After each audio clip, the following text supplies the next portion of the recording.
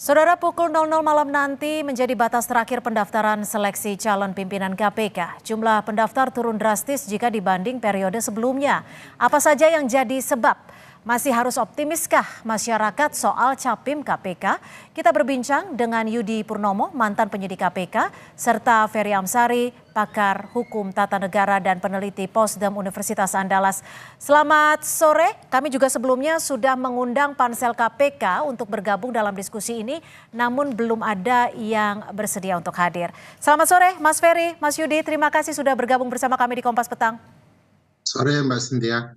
Baik, terima kasih. Saya ke Mas Ferry terlebih dahulu. Mas Ferry, ini dari data terakhir ada 244 jam 2 siang tadi orang yang mendaftar. Apakah menurut Anda ini jumlah yang ideal untuk mendapatkan calon pimpinan KPK yang berintegritas dan juga selalu on track dalam menjalankan misinya sebagai lembaga anti rasuah?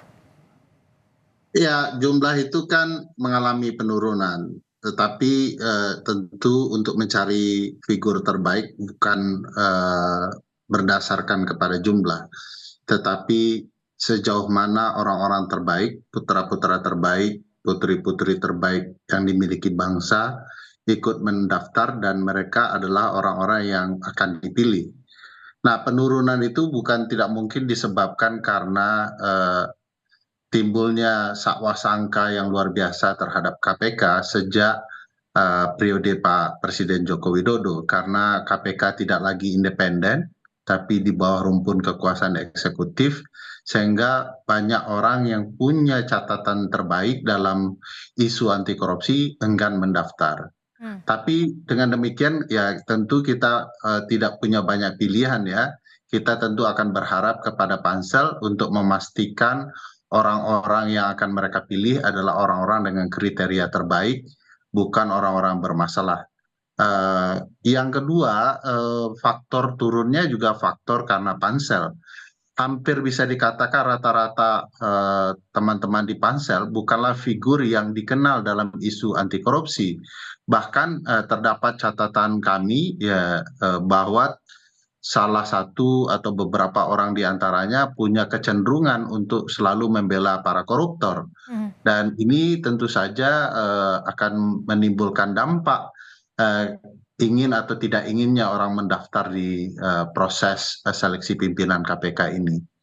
Yang ketiga, ya. Silakan singkat. Ya, yang ketiga faktor yang paling penting adalah masih dominannya ruang-ruang politik dalam proses seleksi pimpinan KPK. Itu yang kemudian menjadi tanda tanya besar. Oke, jika tadi Mas Ferry menyebut dari panselnya saja bisa dikatakan tidak bisa menjamin. Apakah ini artinya nanti yang akan terseleksi di Capim KPK ini bukan orang-orang yang berintegritas? Mas Ferry?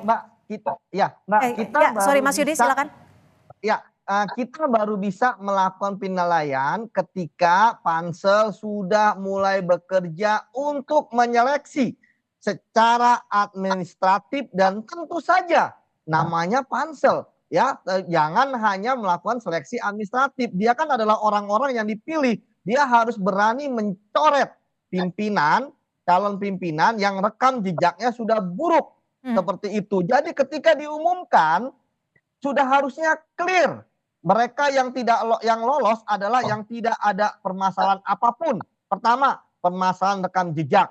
Yang kedua, permasalahan etik. Yang ketiga, permasalahan aset yang tidak wajar. Yang keempat, permasalahan rekening gendut dan lain sebagainya. Kalau Mbak, ternyata dari pengumuman pansel seleksi administratif masih ada orang yang bermasalah yang bisa dilihat secara kasat mata melalui open source intelligence, melalui misalnya googling dan lain sebagainya, maka disitulah keraguan terhadap pansel terkonfirmasi. Sebaliknya, kalau ternyata dari 300-an yang mendaftar misalnya 200 yang kemudian lolos seleksi adalah orang-orang yang tidak bermasalah, maka di situ masyarakat akan menaruh kepercayaan kepada pansel Mbak. Karena kita tahu bahwa saat ini yang dicari adalah pimpinan KPK yang bersih dari masalah.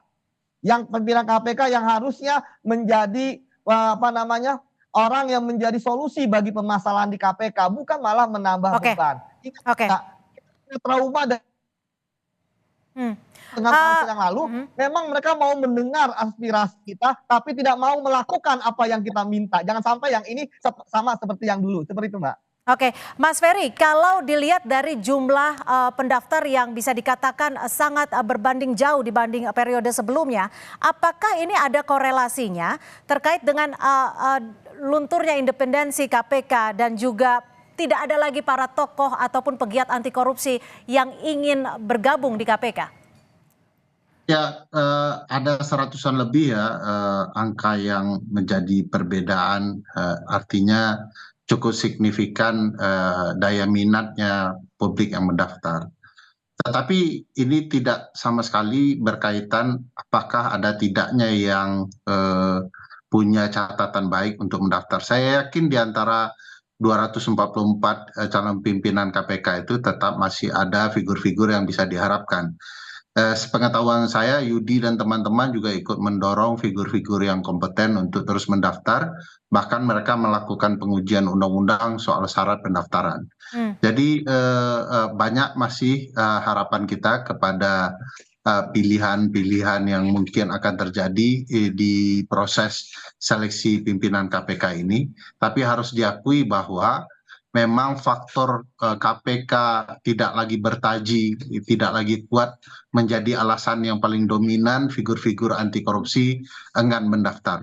Tetapi ini bukan berarti ya tidak ada yang terbaik ya yang mungkin bisa dipilih oleh pansel, karena pansel memang punya alternatif pilihan, walaupun figur pansel kita ragukan. Kalau figur dari Nurul Gufron sendiri, perspektif Anda yang ikut kembali mengajukan diri? Pak Nurul Gufron punya catatan buruk ya, punya permasalahan di proses etik. Kedua, putusan MK 112 PUU 20 Romawi tahun 2022 itu merupakan cara politik untuk memberikan keistimewaan kepada Pak Nurul Gufron. Harus diingat bahwa Pak Nurul Gufron tidak memenuhi syarat untuk mencalonkan diri menjadi pimpinan KPK. Tetapi gara-gara putusan Mahkamah Konstitusi, dia menjadi satu-satunya orang yang tidak memenuhi syarat berusia 50 tahun dapat mendaftar. Nah, ini menjadi catatan bahwa Pak Nurul Gufron masih punya relasi politik di ruang-ruang tertentu yang memberikan ruang kepada dia, pengistimewaan kepada Pak Nurul Gufron untuk terus mendaftar. Oke, Mas Yudi, kalau menurut Anda sendiri lalu siapa dong nama-nama yang berpotensi setidaknya bisa mengembalikan citra KPK? Ya, saat ini kan belum banyak yang melakukan declare ya, Mbak, terkait mereka mendaftar atau tidak ya. Bisa jadi ada orang-orang yang bagus tetapi kemudian dia diam ketika melakukan pendaftaran. Nah, disinilah menurut saya optimisme tetap bisa dibangun. Dari misalnya kami yang di TWK-kan ya, itu ada 4 orang yang mendaftar karena sesuai dengan persyaratan. Ya nantinya sekali lagi Mbak, bahwa banyak orang-orang baik yang seperti kata Uda Ferry ya mau mendaftar. Cuma kan sekarang permasalahannya ada ketakutan juga, jangan sampai mereka mendaftar hanya formalitas. Jangan sampai nanti ada titipan, jangan sampai nanti ternyata sudah disetting gitu kan, dugaan-dugaan itu pasti ada. Itulah sebabnya Mbak, kembali saya katakan bahwa ujian pertama pansel adalah ketika mereka mengumumkan siapa saja yang lolos seleksi administratif. Yang kalau misalnya ternyata orang-orang baik yang mendaftar ternyata sebenarnya memenuhi syarat tapi kok tidak lolos, itu akan menjadi pertanyaan. Sama seperti orang yang rekam jejaknya tidak baik kemudian lolos, itu juga akan menjadi pertanyaan. Jadi maksudnya kekhawatiran Anda adalah ketika nama-nama nanti yang terpilih bisa jadi orang-orang yang sebelumnya sudah ada bayangan ataupun sudah disetting gitu tadi? Iyalah, kita belajar dari pengalaman yang lalu. Makanya kenapa saya katakan kalau misalnya tidak mau ada dugaan seperti itu, ya pansel harus berani dan independen dalam menjalankan tugasnya. Kalau menurut Mas Ferry Amsari gimana? Bisa ada kemungkinan terjadi hal seperti itu? Ya, bayangkan kita disajikan pimpinan KPK yang saat ini ikut mendaftar, padahal IPK kita anjlok gitu ya. Kok bisa dia dengan begitu percaya diri mendaftar kalau tidak ada dukungan politik? Oleh karena itu, menurut saya secara etika ya, moralitas dalam isu pemberantasan korupsi, orang-orang seperti ini kan harusnya malu untuk mendaftar. Tapi sekali lagi mereka kan hanya alat yang dikendalikan kepentingan politik untuk merusak KPK dan merusak pemberantasan korupsi. Oleh karena itu ya kita patut mempertanyakan kalau dalam seleksi administrasi figur-figur seperti ini kemudian malah lolos.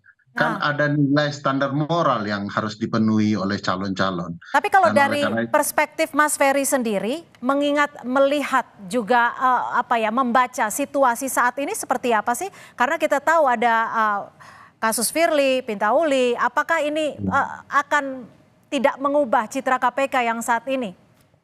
ya ini ada 3 kasus etik ya Mbak Firly, Lili, dan Nurul Gufron. Hmm. Nah, yang menurut saya tentu saja itu berpengaruh kepada citra KPK saat ini. Tapi harus diakui kita punya satu kesempatan kecil, yaitu peralihan atau transisi presiden saat ini kepada presiden terpilih pada pemilu 2024. Akankah presiden terpilih ya berani mengubah ya KPK yang sudah hancur rusak menjadi KPK yang lebih baik? Kalau kita lihat ya dorongan dari Pak Prabowo ketika kampanye kemarin, salah satu yang dia dorong adalah penguatan KPK dan bahkan memastikan kemandirian KPK.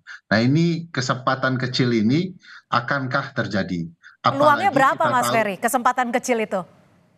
ya kalau dipresentasikan itu cuma 60% lah ya. Masih di atas harapan 50-50% lah. Karena saya yakin presiden terpilih ingin punya legacy yang berbeda dengan apa yang telah dilakukan Pak Joko Widodo yang memporandakan KPK. Jadi mudah-mudahan ada dorongan itu dan masyarakat ikut kemudian berupaya mendorong presiden terpilih untuk melakukan perbaikan-perbaikan. Sebenarnya teman-teman politisi itu sudah dapat pembelajaran penting. Ketika KPK dirusak seperti ini, setidak-tidaknya KPK menjadi alat kepentingan dari kepentingan politik yang bisa mengendalikan KPK. Dan itu menghujam mereka, mereka kemudian dipolitisasi, direkayasa berbagai peristiwa yang ada, Oke. dan saya pikir itu akan menjadi catatan mereka untuk mengembalikan KPK seperti dulu. Lebih baik KPK netral dan mereka betul-betul kena karena keinginan penegakan hukum bukan keinginan politik. Baik, kita lihat nanti seperti apa hasil dari pansel KPK memilih calon pimpinan KPK. Terima kasih Mas Ferry Amsari, pakar hukum Terima tata kasih Mbak negara dan Cynthia, juga peneliti Mas Posdem Yudi. Universitas Andalas. Dan juga Mas Yudi Purnomo, mantan penyidik KPK, sudah bergabung bersama kami di Kompas Petang. Selamat sore.